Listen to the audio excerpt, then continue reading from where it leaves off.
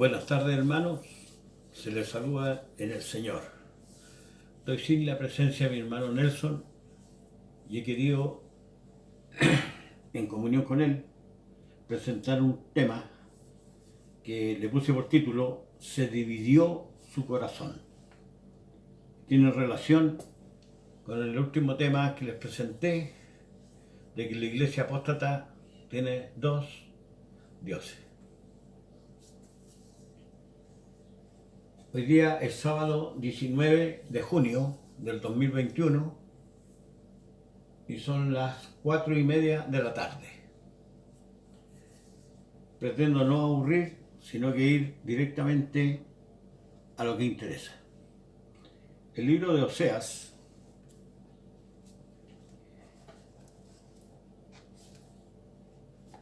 está presentado en la palabra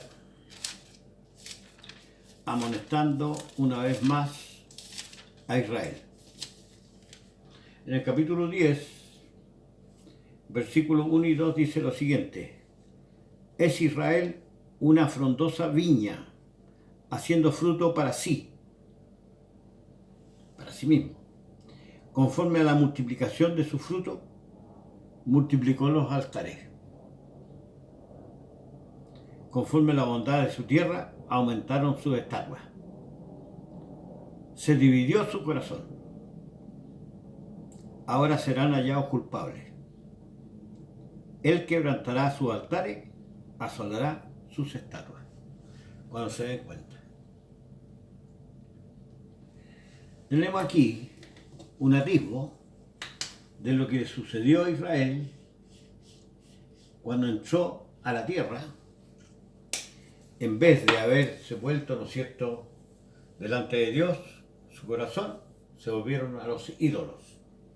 El mismo Oseas, en el capítulo 8, versículo 5, los acusa y le dice a Samaria, que son las 10 tribus que quedaron en el poder de Jeroboam, que era un esclavo de Salomón, como lo hemos estudiado otras veces. Le dice lo siguiente: ellos hicieron reyes, mas no por mí. Constituyeron príncipes, mas yo no lo supe. De su plata y de su oro hicieron ídolos para sí, para ser talados. Tu becerro, oh Samaria, te hizo alejar de Dios. Se encendió mi enojo contra ellos, hasta que no pudieron alcanzar inocencia.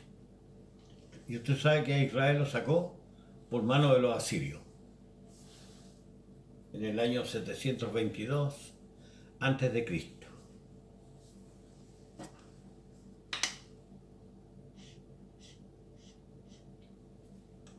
Esto es lo que le sucedió a Israel. Capítulo 9 de Oseas, versículo 1, dice: no te alegres, oh Israel, hasta saltar de gozo como los pueblos, pues has fornicado apartándote de tu Dios. ¿Qué sucede cuando un hombre descubre a su cónyuge que está teniendo relaciones sexuales con otro? Se aparta. No es ningún misterio. Y el hombre es la imagen de Dios. Entonces, cuando ellos fornicaron, dice acá, están apartándose de su Dios. Amaste salario por todas las eras de trigo. O sea, ellos decían, ¿no es cierto?, que los dioses cananeos le habían dado esa cosecha. En el capítulo 2, versículo 13, vuelve a amonestarlo. Ya vamos a ir a la iglesia, 2:13. Y visitaré sobre ella los templos Baales, a los cuales incensaba, y se adornaba de sus zarcillos y de sus joyeles, e íbase tras sus amantes, olvidada de mí, dice el Señor. En el libro de Ezequiel, que es otro libro que da que cela mucho a Israel, en el capítulo 8 de Ezequiel, versículo 6, lo hemos citado otras veces, dice lo siguiente. Me dijo entonces, hijo de hombre, ¿no ves lo que estos hacen? Las grandes abominaciones que la casa de Israel hace aquí para alejarme de mi santuario. Más vuélvete aún y verás abominaciones mayores. O sea, Ezequiel estaba viendo que la tierra entera estaba llena de ídolos, pero en el santuario también. En el capítulo 14 de Ezequiel vuelve a decir las mismas cosas, del 1 al 5. Y vinieron a mí algunos de los ancianos de Israel y se sentaron delante de mí a consultarle. Y fue a mí palabra del Señor diciendo, hijo de hombre, estos hombres han puesto sus ídolos en su corazón y establecido el tropiezo de su maldad delante de su rostro. ¿Acaso es de ser yo verdaderamente consultado por ellos? Háblales por tanto y dile, así ha dicho el Señor, cualquier hombre de la casa de Israel que hubiese puesto sus ídolos en su corazón y establecido el tropiezo de su maldad delante de su rostro, y viniera el profeta, yo el Señor responderé al que viniere en la multitud de sus ídolos, para tomar a la casa de Israel en su corazón, que se han apartado de mí, todos ellos en sus ídolos. Se ama a este y se aborrece a este otro. Eso lo dijo el Señor Jesús. Y vuelvo a poner el caso del cónyuge que es sorprendida por su cónyuge y viene la separación.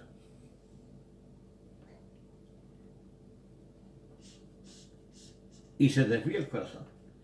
Éxodo, bien sabe usted lo que pasó en el desierto. En Éxodo 32, cuando empezaron con el becerro de oro,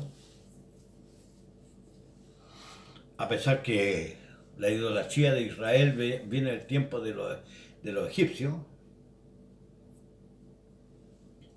dice lo siguiente en el Éxodo 32, 20. Cuando Moisés bajó con las tablas desde el monte. Y tomó el becerro que habían hecho y lo quemó en el fuego, y lo molió hasta reducirlo a polvo, que esparció sobre las aguas y los dio a beber a los hijos de Israel. Y dijo Moisés a Aarón, ¿qué te ha hecho este pueblo que has traído sobre él tan grande pecado? O sea, no fue una cosa menor. Se lo había dicho en el Sinaí, 40 días antes que nos hiciesen ídolos, ¿no es cierto? Porque el Señor es celoso de eso.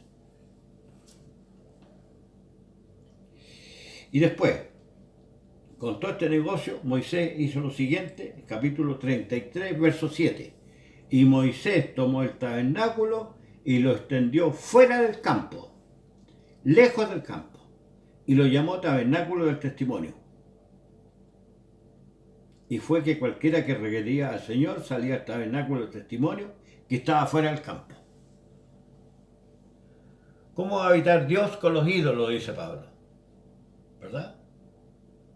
Que la cena del Señor tiene que ser solamente de un corazón delante de Dios, no de los ídolos.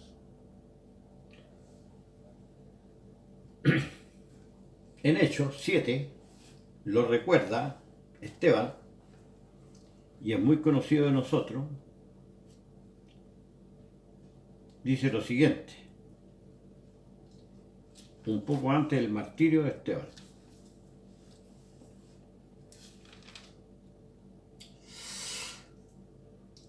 Del capítulo 7, del 40 al 42, diciendo a Aarón, haznos dioses que vayan delante de nosotros, porque a este Moisés que nos sacó de la tierra de Egipto, no sabemos qué le ha acontecido, porque estaba en el monte. Y entonces hicieron un becerro y ofreciendo sacrificio al ídolo, y en las obras de sus manos se holgaron. Y verso 42 dice, y Dios se apartó. Se apartó. Dios celoso. Se lo advirtió en el Sinaí. Y hoy día sucede lo mismo. La iglesia apóstata hace exactamente lo mismo. Y para allá quiero ir. Y los entregó a que sirviesen al ejército del cielo. Y lo mismo están haciendo ahora. Están sirviendo al diablo, a Satanás, a los demonios, a Belial y las 500 cuchufletas.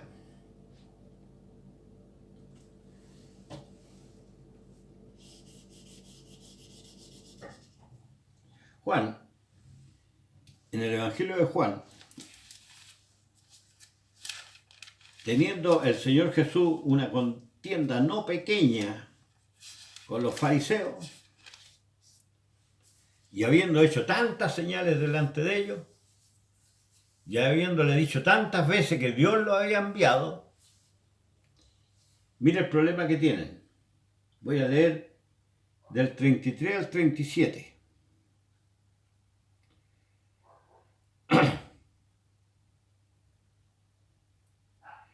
Simiente, y le respondieron, simiente de Abraham somos, y jamás servimos a nadie. ¿Cómo dices tú, seréis libres?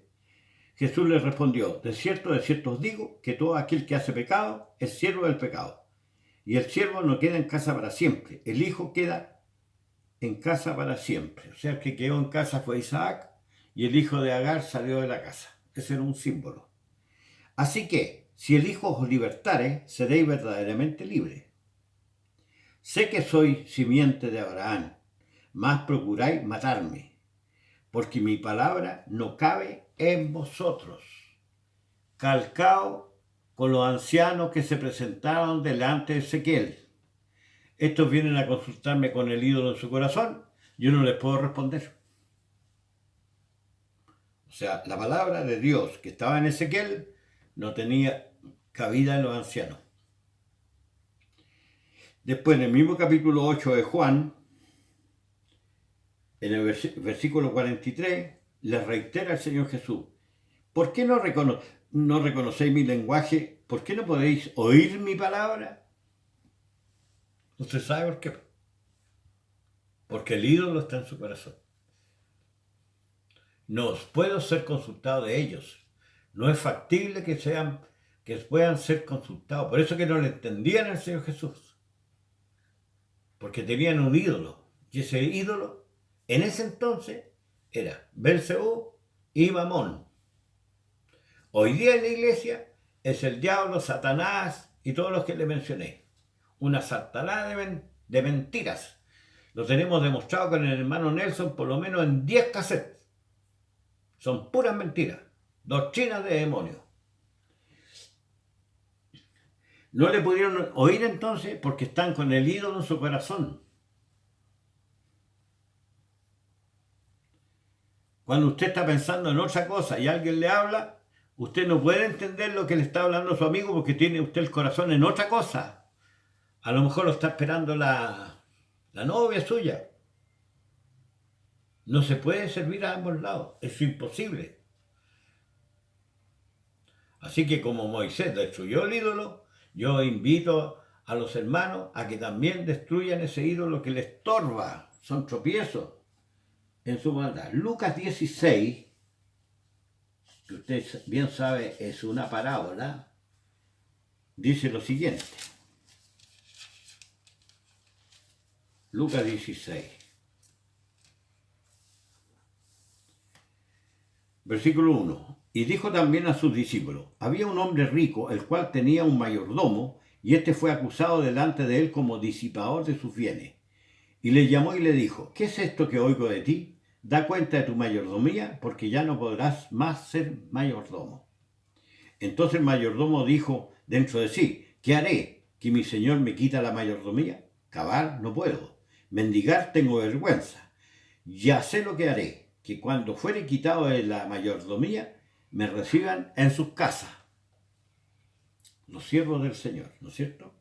Y llamando a cada uno de los deudores, o los siervos de su señor, dijo al primero, ¿cuánto debes a mi señor? Y él le dijo, 100 barriles de aceite.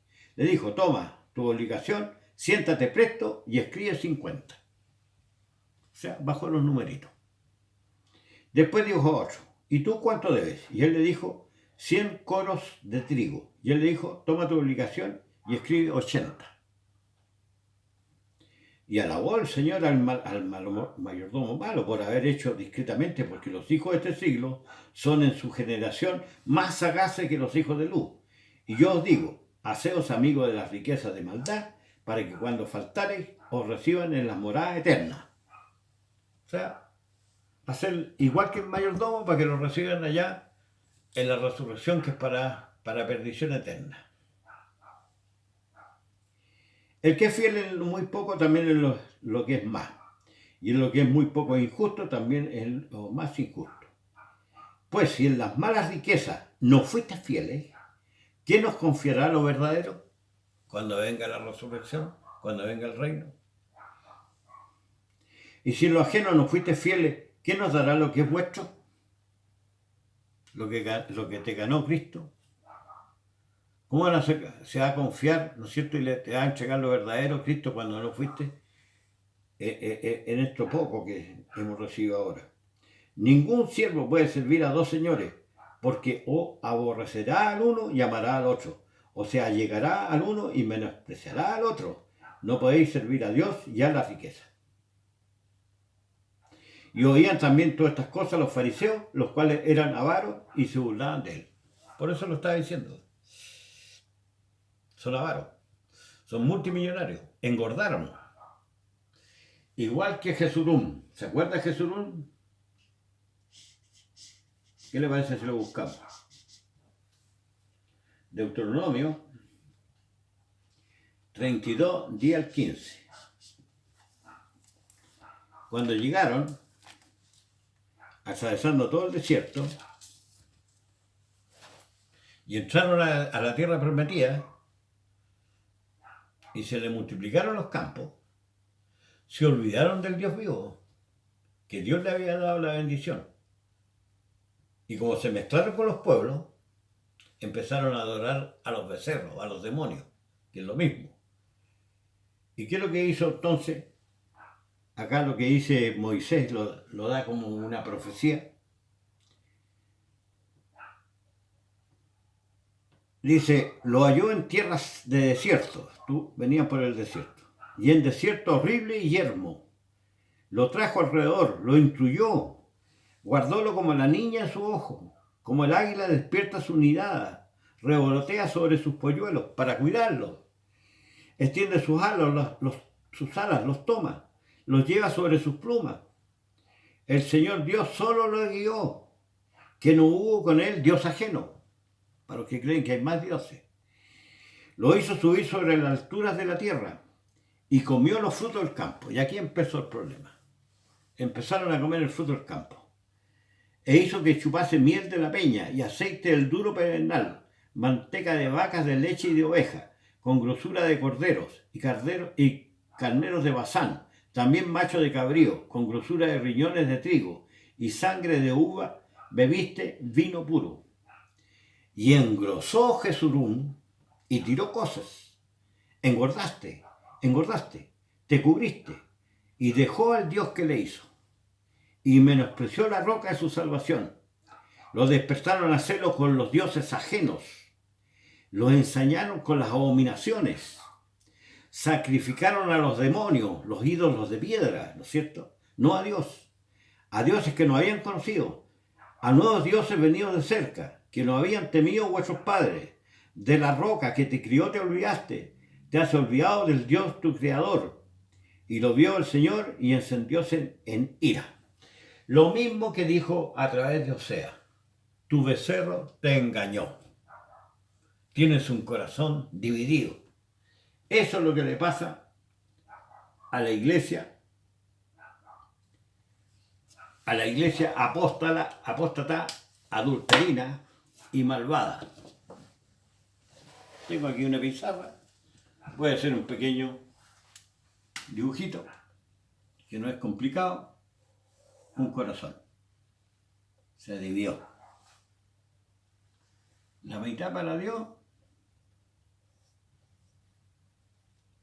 la otra para el diablo.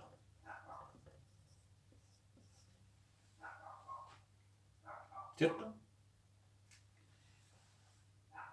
Como Dios es benigno, Dios es el Dios del bien. Y como el diablo lo han pintado como maligno, el maligno. Este es del mal. ¿A quién teme la iglesia? A este. A ese teme. Yo les conté en el último video con el hermano Verso que bastó que yo dijese la palabra Satanás en la iglesia y se me tiraron a la yugular porque lo temen. En cambio el nombre de Dios, para arriba y para abajo, Jehová, Jehová. Jehová es un mote, un apodo que le pusieron en la Edad Media a Dios. Y los editores de la Biblia lo colocan ahí porque a la gente le gusta ese nombrecito. Y también a los testigos de Jehová les gusta mucho. Mateo 6:24, vamos al Nuevo Testamento, porque alguien se puede excusar y decir, bueno, esto sucedió antes nomás. Es la misma historia, somos seres de carne y sangre. Mateo 6:24 dice lo siguiente. Ninguno puede servir a dos señores, porque aborrecerá al uno y amará al otro, o se llegará al uno y menospreciará al otro. No podéis servir a Dios y a Mamón. Y ojo, hoy día la gente está sirviendo a Mamón. La gente como loca anda comprando cosas. Retiraron parte de las pensiones, se trastornaron y están sirviendo a Mamón. La iglesia no tiene que hacer eso. Tiene un Dios en los cielos y tiene que contentarse con el pan que le da. No me des riqueza, le decía David, no me des pobreza. Porque si me das riqueza, quizás voy a decir, bueno, ¿y quién es Dios? Y si me das pobreza, capaz que yo maldiga el nombre de Dios en mi necesidad. Isaías 1:23. Isaías 1:23 nos está avisando por qué Israel cayó en la ruina. Tus príncipes prevaricadores, o sea, abusaban con el poder que ellos tenían, abusaban. Y compañeros de ladrones, o sea, el príncipe le decía a los ladrones, consígame esta cosita, ¿no es cierto? Róbanme allá unas 20 vacas y yo les paso 10 lucas. Todos aman las dádivas y van tras la recompensa. No oyen en juicio al huérfano, ni llega a ella la causa a la viuda. Entonces Dios está acumulando una ira que la va a desatar en el año 588, o sea, faltan como 140 años del tiempo de Isaías. Y va a traer a los caldeos. No hicieron caso. En vano se cortó la pluma. En vano. Antes se usaba pluma para untarla en la tinta y escribir los pergaminos. Isaías capítulo 2, versos 7 y 8. Su tierra está llena de plata y de oro. Sus tesoros no tienen fin. También está su tierra llena de caballos. Ni sus carros tienen número. Además está su tierra llena de ídolos. Y a la obra de sus manos se han arrodillado a los que fabricaron sus dedos. Esta amonestación, vuelvo a decirla, se amonestó en vano, porque vino la destrucción igual. Solamente escaparon el remanente que siempre existe en todos los siglos. Hermano, si usted es remanente, mantenga su fe y apártese de estas cosas. Isaías capítulo 5, versículos 8 y 9, dice lo siguiente.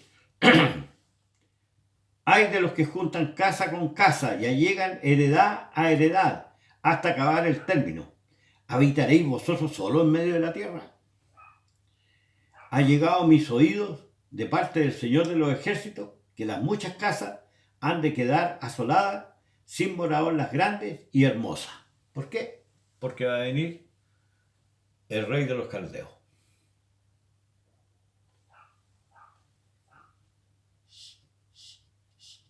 No aprendemos nunca. Jeremías, que ya está mucho más cerca de la destrucción, porque Jeremías fue testigo cómo se tomó a Jerusalén a sangre y fuego. Jeremías en el capítulo 6, verso 13, dice lo siguiente: porque desde el más chico de ellos hasta el más grande de ellos, cada uno sigue la avaricia, y desde el profeta hasta el sacerdote, todos son engañadores. Igual que hoy día. Igual que hoy día. ¿En qué se convirtieron las iglesias? En Europa están convertidos en museos. ¿Ah? Todo lo que le despojan al pobre en la iglesia los convierten en grandes templos. El mundo pentecostal, el mundo adventista. Los adventistas son multimillonarios. Todavía le roban el diezmo a la gente. Les roban el diezmo. El diezmo no está vigente. Era del antiguo pacto. Ahora la ofrenda es de corazón delante de Dios. Miqueas avisó lo mismo.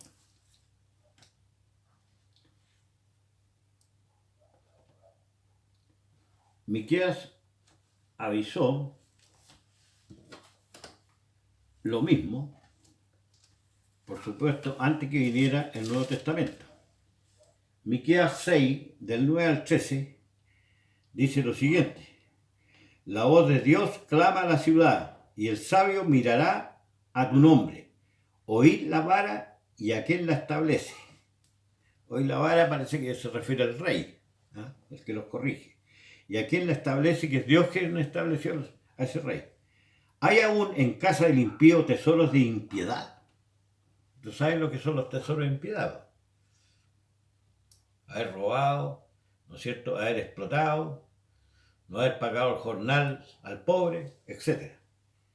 Y medida escasa, que es detestable, seré limpio con peso falso y con bolsa de engañosas pesas, con lo cual sus ricos se hinchieron de rapiña, y sus moradores hablaron mentira, y su lengua engañosa en su boca. Por eso también te enflaqueceré, hiriéndote, asolándote por tus pecados. ¿Cierto? Miqueas, antes que viniera la destrucción de los babilónicos. Mateo, el Señor Jesús, vuelve a acusar sobre la avaricia del corazón. Y ya dijimos que si usted tiene dos dioses ahí, va a terminar amando a uno y aborreciendo al otro. Mateo 19, 23.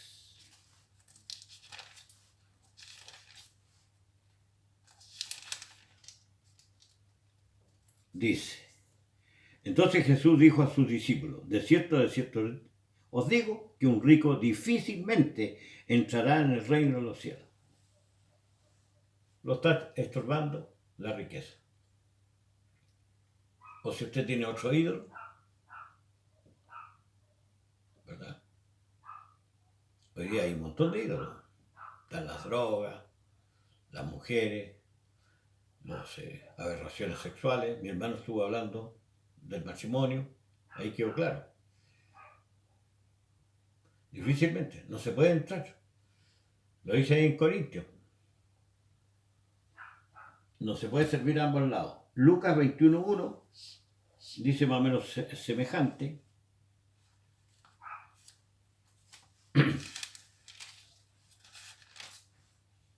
Y mirando, vio a los ricos que echaban su ofrenda en el gasofilacio. Y había una viuda que echaba 2 blancas. ¿Cierto? La ofrenda de la viuda fue más acepta, porque ella echó el sustento. Lucas 6, 24 y 26.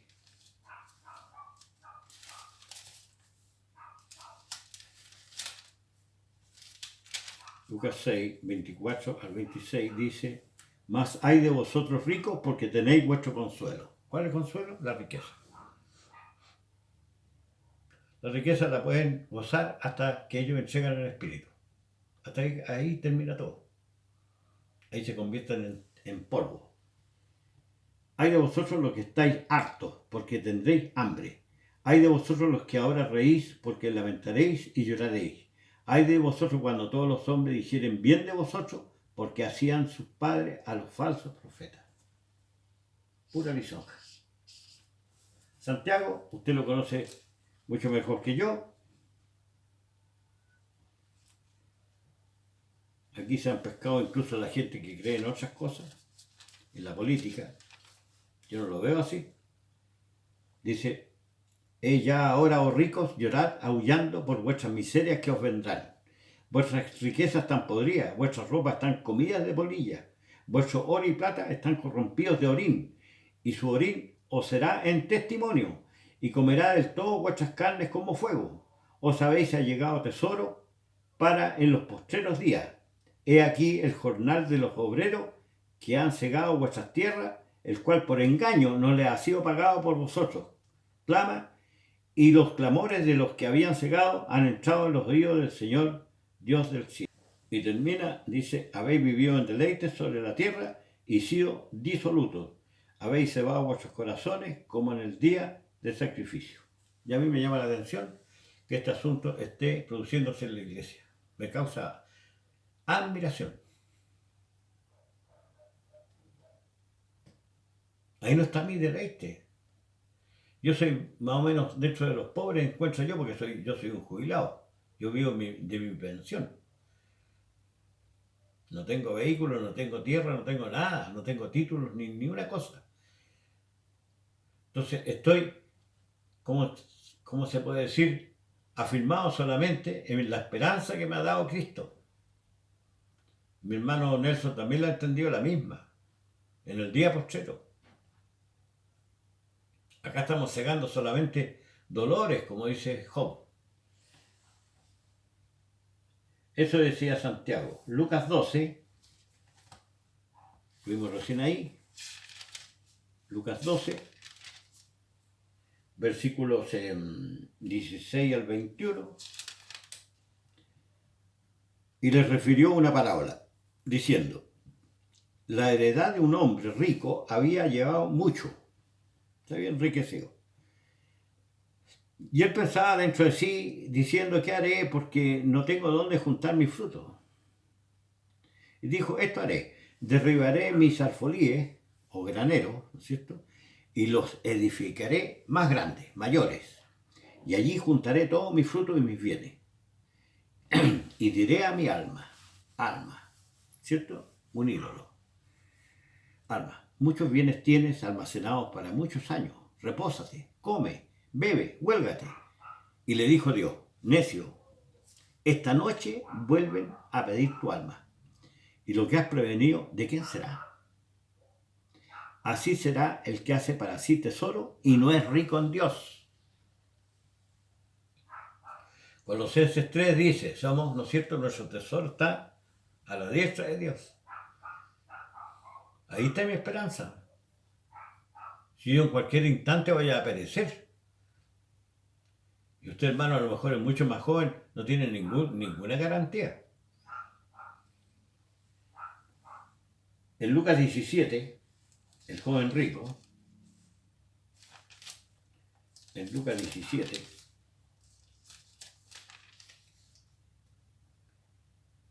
(18 al 25),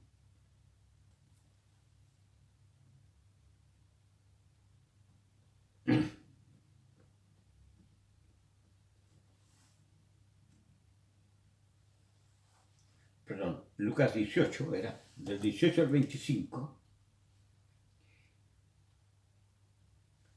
Lucas 18, del 18 al 25 dice, y le preguntó un príncipe, que es el joven rico, ¿no es cierto?, diciendo, maestro bueno, ¿qué haré para poseer la vida eterna? Jesús le dijo, ¿por qué me llamas bueno? Ninguno es bueno sino solo Dios. Los mandamientos sabes, dice, no matarás, no adulterarás, no hurtarás, no dirás falso testimonio, honra a tu padre y tu madre. Y él le dijo, todas estas cosas he guardado desde mi juventud. Y Jesús, oído esto, le dijo, aún te falta una cosa, vende todo lo que tienes, da a los pobres y tendrás tesoro en el cielo, y ven y sígueme. Entonces él oído estas cosas, se puso muy triste porque era muy rico.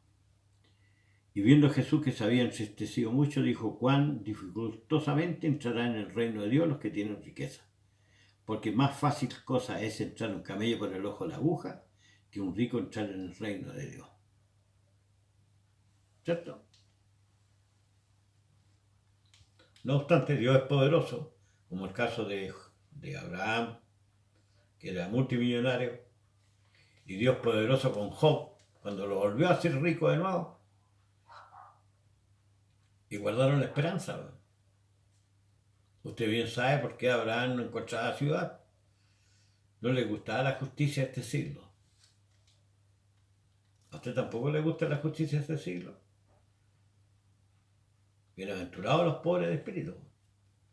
Serán saciados. Así que vamos viendo dónde colocamos la esperanza. Ya sea Mamón, ya sea Satanás, que su corazón no siga dividido delante de Dios. Porque a uno ama y al otro lo aborrece. A uno teme, como temen a Satanás, y al otro, ¿no es cierto?, lo miran en su desprecio, porque ha perdido millones de ángeles. Esa es una muy mala interpretación de la Escritura. Dios no tiene desordenada su casa. Como le dijo a Timoteo, ordena la casa. ¿Cierto? Guarda tu alma también. Procúrate presentarte limpio delante de los demás. Muy bien, hermano, esa ha sido la exhortación de hoy día. El tema se llamó Se dividió su corazón. Y cuando se dividió su corazón, quedó la debacle. Lo mismo le sucede a un hombre, entre paréntesis, cuando conoce a una mujer, estando casado, conoce a una mujer, se interesa por ella, y empieza a tener amor por una y amor por la otra. Y empieza a oscilar el corazón, como en tiempos de Elías. Y Elías tuvo que presentar un tremendo milagro, ¿no es cierto?, para convencer a Israel que el Dios vivo es uno y que vive para siempre. A ese hay que temer. Muchas gracias, hermano.